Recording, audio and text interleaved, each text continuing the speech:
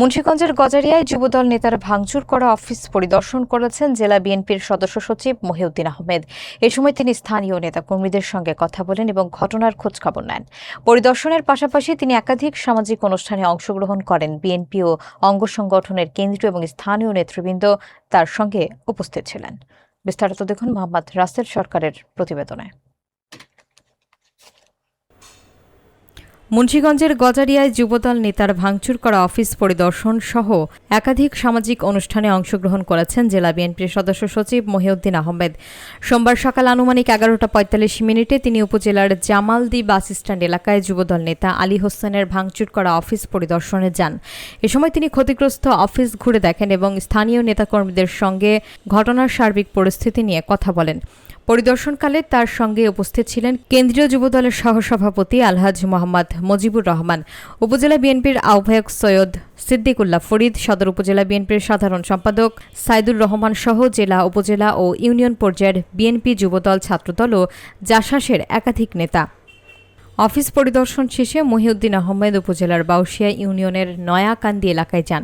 সেখানে তিনি জেলা জাসাসের সভাপতি হাসান জাহাঙ্গীরের অসুস্থ মায়ের খোঁজখবর নেন এবং তার শারীরিক অবস্থার বিষয়ে খোঁজ নেন।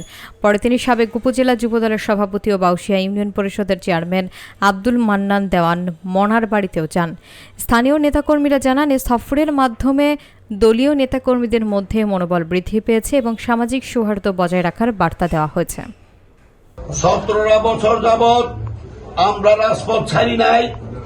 স্বৈরাচারীর বিরুদ্ধে, বৈষম্যী ছাত্র বিরুদ্ধে আমরা এই গজারিয়া মুন্সিগঞ্জবাসী অনেক রক্ত দিয়েছি, জেল খেটেছি, হাসপাতাল ভর্তি হয়েছে, অনেক লোক কষ্ট করেছি।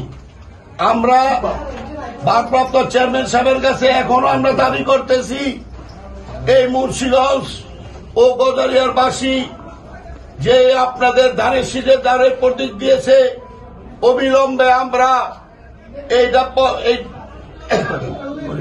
এইটা আমরা পরিবর্তন চাইতেছি।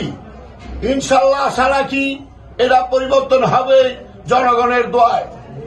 আরেকটি কথা হলো, এই অফিসে স্বৈরাচারী সরকারের এই দূষক যারা, এরা অবিলম্বে তাদের অ্যারেস্ট করা হোক এবং আইনের প্রতি আমি অত্যন্ত শ্রদ্ধাশীল। আমি জানি যারা এগুলি করছে তদন্তের মাধ্যমে তাকে অবিলম্বে তাকে অ্যারেস্ট করা হোক। আরেকটি কথা হলো, আমি স্বতন্ত্র করব কি করব না এটা এখন পর্যন্ত আমি কোনো সিদ্ধান্ত নিই নাই।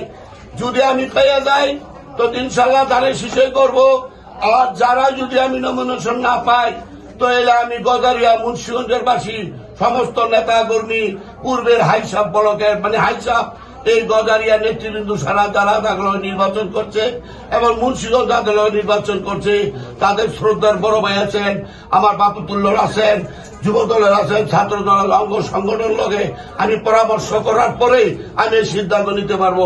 এখন আমি একক সিদ্ধান্ত নিতে পারবো না।